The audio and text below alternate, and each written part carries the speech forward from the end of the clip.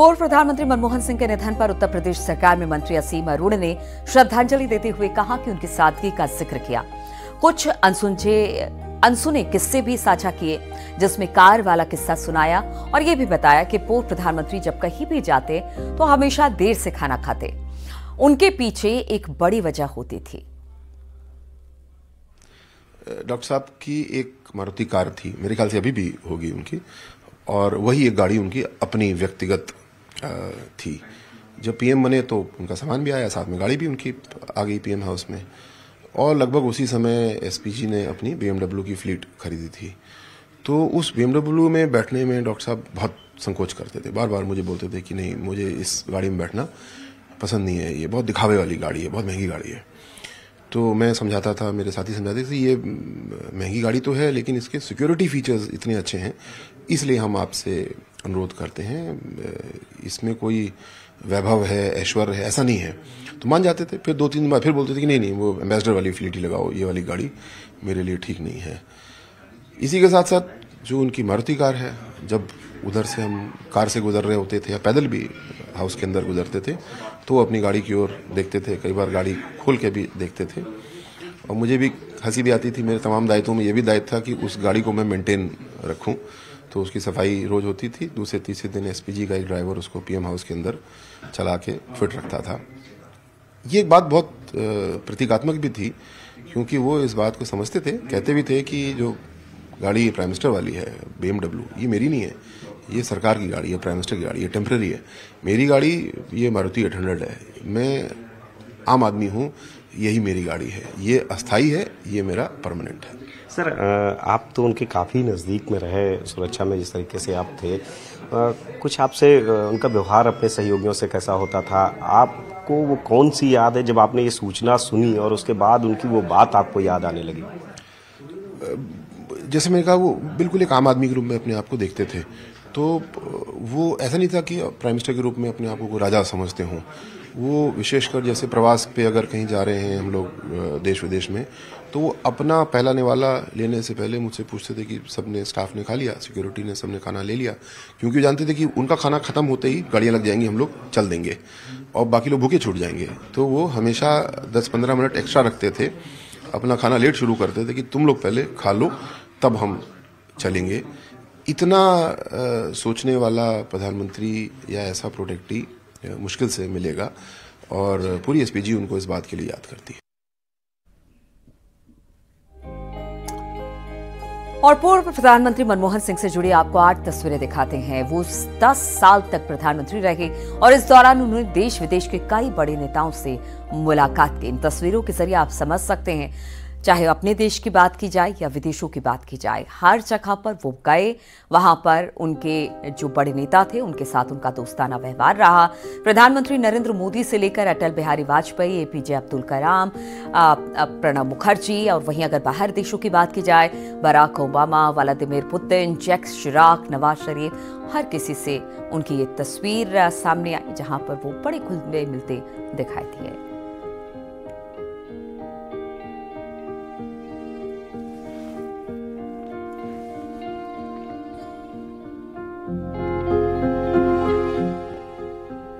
और वहीं पूर्व प्रधानमंत्री मनमोहन सिंह के निधन पर अभिनेता अनुपम खेर ने भी दुख व्यक्त किया है। मैंने डॉक्टर मनमोहन सिंह की जीवन के साथ लगभग 1.5 साल गुजारा है।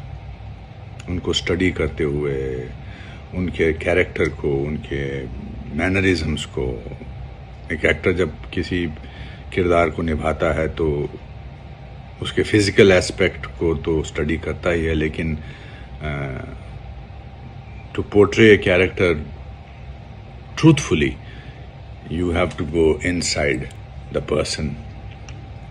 Dr. Manmohan Singh was inherently a good man.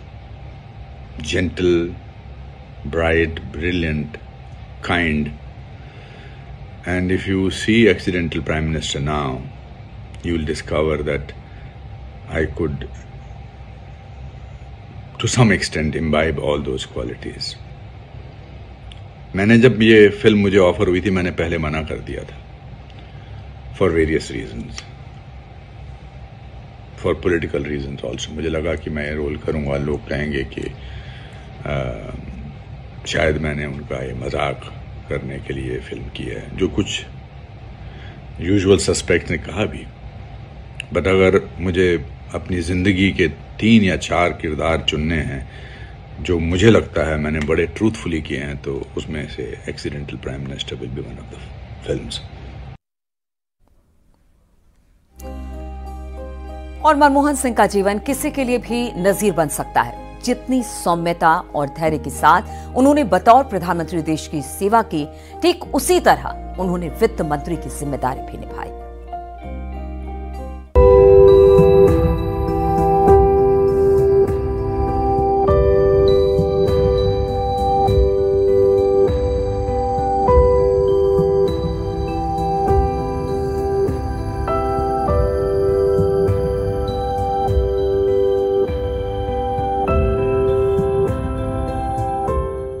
Manmohan Singh अब यादों में हैं।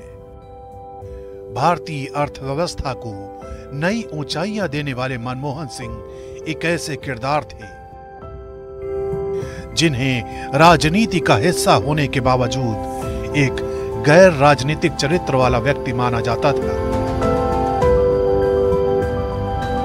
सौम्य, शालीन और अभूतपूर्व प्रतिभा के धनी मनमोहन सिंह एक ऐसी नायाब शख्सियत थी जिनकी जिंदगी से जुड़े संघर्ष और कहानियां किसी के लिए भी प्रेरणा का स्रोत बन सकते हैं। 1991 के बजट की वो कहानी सुनाते हैं जिसने देश की अर्थव्यवस्था को बूस्ट करने का काम किया।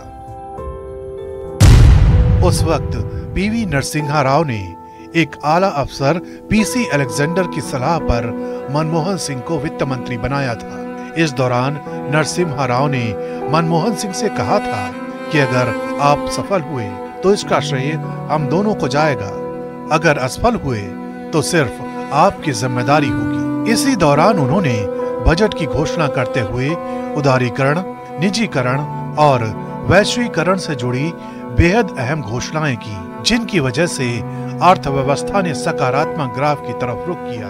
मनमोहन सिंह की इस नीति के चलते देश में व्यापारिक नीति, औद्योगिक लाइसेंसिंग, बैंकिंग क्षेत्र में सुधार और प्रत्यक्ष विदेशी निवेश की अनुमति से जुड़े नियमों में बदलाव हुए।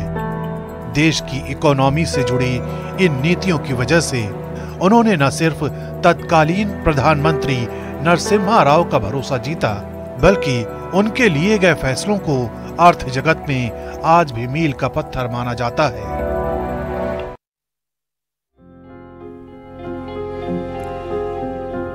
और पूर्व प्रधानमंत्री मनमोहन सिंह के निधन पर आम लोग भी उन्हें श्रद्धांजलि दे रहे हैं। अमरोहा में युवा चित्रकार जुहैब खान ने कोयले से दीवार पर चित्र बनाकर उन्हें श्रद्धांजलि दी। तो ये तस्वीरें आप देख रहे हैं, कोयले से बनाया गया है। आम लोग भी पूर्व प्रधानमंत्री मनमोहन सिंह को याद कर रहे हैं, उनके किए गए कार्यों को याद कर रहे हैं। अमरोहा से ये तस्वीरें सामने आई है जहां पर युवा चित्रकार जुहैब खान ने कोयले से दीवार पर मनमोहन सिंह की ये जो चित्रकारी है वो की है और उन्हें श्रद्धांजलि अर्पित की है।